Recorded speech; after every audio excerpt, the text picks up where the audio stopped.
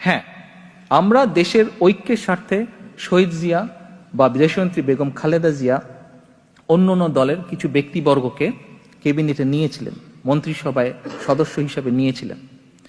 তাদের কারো বিরুদ্ধে শেখ মুজিবের সময় বা শেখ হাসিনার অন্য শাসনামলেও তাদের কারোর বিরুদ্ধে শেখ মুজিবের সময় অফিসিয়ালি রাজাকারের আইনে বিচার হয়নি, তারা জেলও খাটেনি, কোনো কিছু হয় নাই। তাহলে কি সোশ্যাল মিডিয়া বলে যে অমুককে দেখলাম, তমুককে দেখলাম, তমুককে দেখলাম, এবার অমুককে দেখুন।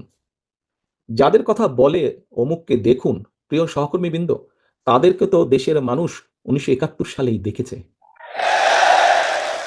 1971 সালে তারা তাদের নিজেদের স্বার্থ রক্ষার্থে কিভাবে লক্ষ লক্ষ মানুষকে হত্যা করেছে, ঠিক যেভাবে পতিত স্বৈরাচার পালিয়ে যাওয়ার আগে হাজারো হাজারো মানুষকে হত্যা করেছিল ক্ষমতা ধরে রাখার জন্য।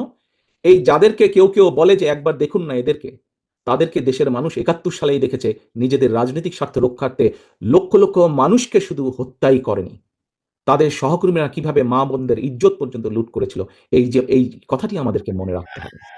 আমি বাংলাদেশকে, বিএনপি বাংলাদেশকে সিঙ্গাপুরও বানাতে চায় না, মালয়েশিয়াও বানাতে চায় না, কানাডাও বানাতে চায় না, যুক্তরাষ্ট্র বানাতে চায় না।